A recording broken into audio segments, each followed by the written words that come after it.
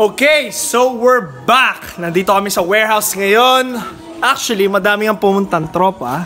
Simulan natin ito. Palitan mo ng shoutout niya, yun. Yun.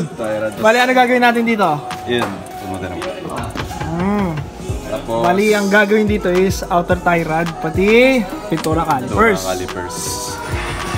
Ngayon, sa akin naman, gagawin natin potato. Gagawin natin potato kasi, ano man, kasi ito, pipinturahan natin, calipers din. Eh, yung sa'yo?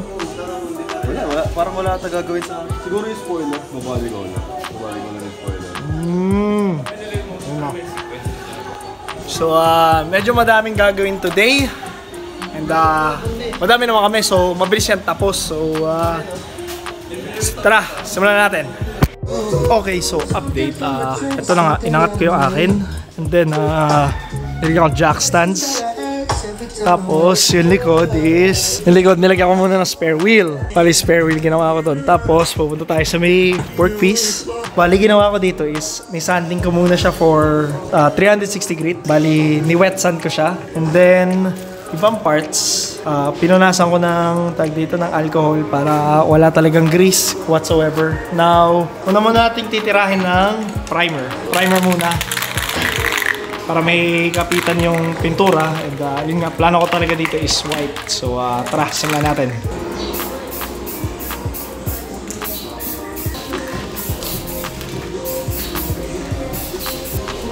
So yun nga, bali primer lang, bali pasada lang. Kumbaga, light coat lang muna. So antay tayo mga 10 minutes, tapos second coat na. Okay, after na mga 10 minutes, second coat tayo. Ngayon, itong second coat, medyo heavy tayo. Medyo heavy yung lagay natin para kumapit talaga. So, simulan natin.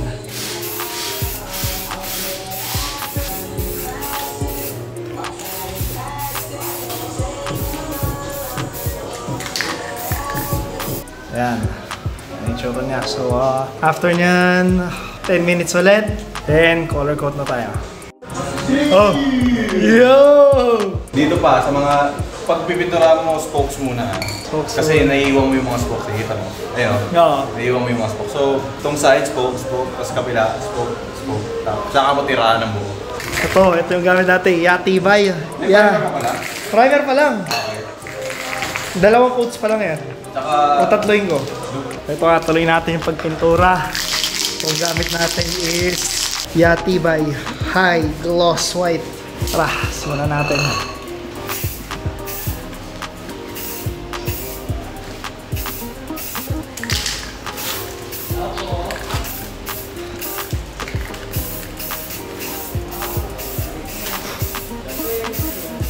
So, yan na po yung una. Yung unang coat. Sheesh. Okay, ngayon lalagyan natin ang second coat.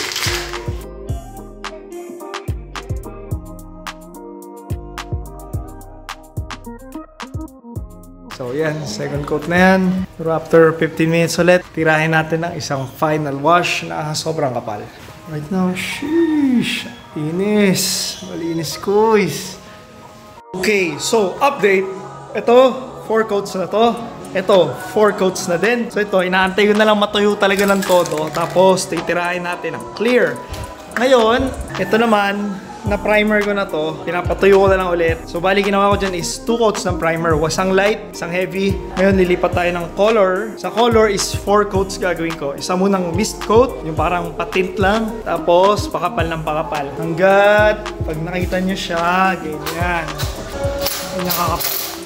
Bali, gagawin ko dito is, if may natira pa, titirahin ko yung loob ng barrel. Tirahin ko yung loob ng barrel ng puti.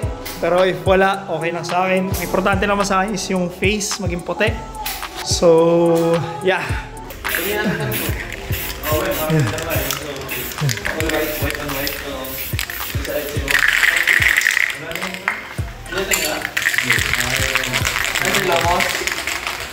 Iba pala yan. So, habang inaantay nga nun, tirahin ko muna to kasi yun yung plano ko ikuli eh. Tirahin ko muna to ng, tirahin ko to gamit ko. Ay. Okay, so, ginawa natin is, una muna, nilihan natin ng 350. Yeah. And then, tinira natin ng primer, flat white primer. Yeah. And then, yun nga, para sa may ano na, sa kulay, itong Bosny metallic blue. Ngayon, siguro after mga ilang minutes, 2 to 3 minutes 2 to 3 minutes. Flash time yun. So yun nga, balik tayo pag lalagyan ng second coat. Hey. Oh, ito mga tigulong. Then, sorry. Okay, so, we are back. Gagawin natin is, tandaan niyo yung video na ito, nilower natin to. Bali, kinuha niya yung springs ko, tapos nilipat natin dito, tapos nga bumalik akong stock height. Now, gagawin natin is, actually matagal ko na itong ginawa. Like, wala lang oras. Pero yun nga, ngayon gagawin na natin. So, ang ginawa ko is, yung stock springs ko, pinutulan ko na. Para lower natin to. So essentially, ang nakakabit dito is yung springs ni Royce. Ngayon, ginawa ko is pinutulan ko na siya. And actually, I think may clip tayo nun eh. Let's play the clip. Pick!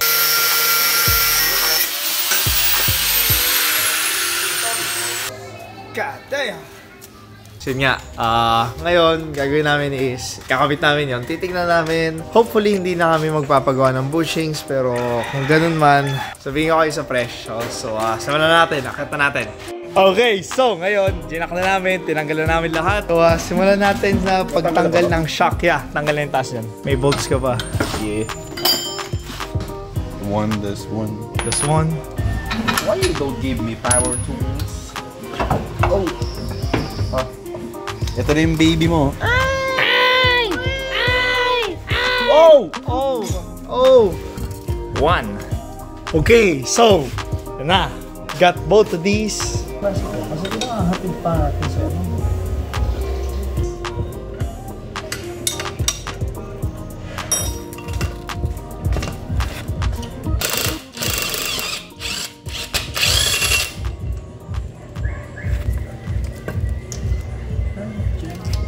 Shock check. May bomba pa. Ay, pre. Oh. Oh, yeah.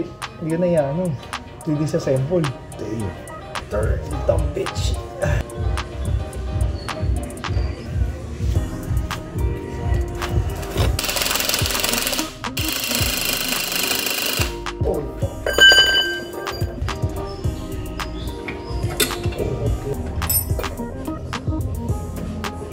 So, Hoy, kailangan natin alambre.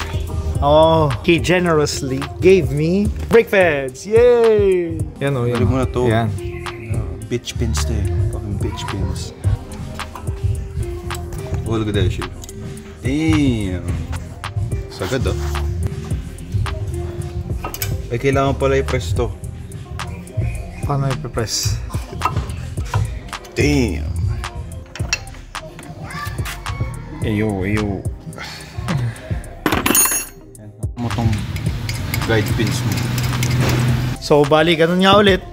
Lalagyan ng spring compressors, tapos lalagay yun, hawakan mo lang, tapos yun na, we're good. So, sorry sa update. So, bali, alam niyo na rin naman yung process kasi nag-post kami ng video earlier about na, yun nga, paano namin tinanggal yung harap. Bali, ginawa lang ulit namin yun. Tapos, ito na yung stock springs and Yo, one finger gap. Pero magsasettle pa yan, sure ako. Kasi, yun nga, hindi patag yung lapag dito and probably magsasettle pa yan. So, simulan na natin yung rears. Alam niyo na yung process doon. And cut na lang tayo pag kinakabit ko na. Okay, so update. Natanggal ko na tong isa. And yun nga, ang putol ko lang dito is halos isang ikot lang siya. Kasi yun nga, nag-research ako onte. And pinaka-most down na pwede mong gawin is 1 to 2 na putol. So, ito nga yun. The more na bumagsak ka, the more na yun nga, nawawala yung springiness, yung parang smoothness ng stock spring. So, ito nga. Makikita nyo, isang putol lang talaga siya. Isang ikot lang siya. A little over isa lang. Yung taas niya. Kasi yung taas yung pinaka-problema dito eh. So, itong baba. Sa itong baba naman, since hindi na nga siya kakabit, bali, gagawin natin dito sa bushing na to is, balik natin siya dito. Kukunin natin itong hose. Itong hose na to. Kuha tayong hose. Tapos, ilulusot natin yung hose dito sa loob para magka-space siya. Para kainin niya yung kumain siya na space. So, tara, gawin natin. Ganito yung concept na gagawin natin. And ideally kasi, hanggang dito yung hose. Bali, isang full loop yung may hose. got over that. Now, balik natin. Right now, ganyan yung upo niya. Slightly concerning, pero okay na din naman. Balik na natin tong bolt. Ingatan nyo tong ABS cable, guys. Bali, ang i-aim nyo, kasi may mga butas dito, guys. I-aim nyo is magsisit dun yung spring yung dulo. So now, kunin natin yung wheel. Balik natin. Tapos, check natin yung fit.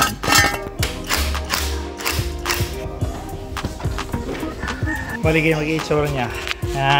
Looking lower already. Ngayon, gagawin yung kabila. Tapos, pakita ko na yung overall fitment. So, eto na nga. Nakabit na natin all around 1 finger gap. Yeah. What do you think? Respectable. So yun nga, 1 finger gap. Yun nga, same sa sinabi ko kanina. As much as possible, 1.5 naikot lang ang putulin nyo. Kasi pag sinobrahan nyo, damn. Yeah. Ano ka na nun? Parang naka-washer ka na nun. So yun nga, nakita na rin, tinuruan ko na kayo paano magpintura, paano i-drop, and yun nga. So, if you like the video, yes? Comment, subscribe, do whatever you want. Give us the views. So yun nga, like, comment, subscribe, comment down below. Especially comment kung ano yung gusto nyong makita. Kasi ang dami namin gusto gawin sa kotse. Pero yun nga, ang problema is hindi namin alam if magugustuhan nyo. And at the end of the day, gusto namin makatulong sa inyo. So see you in the next video. Bye-bye!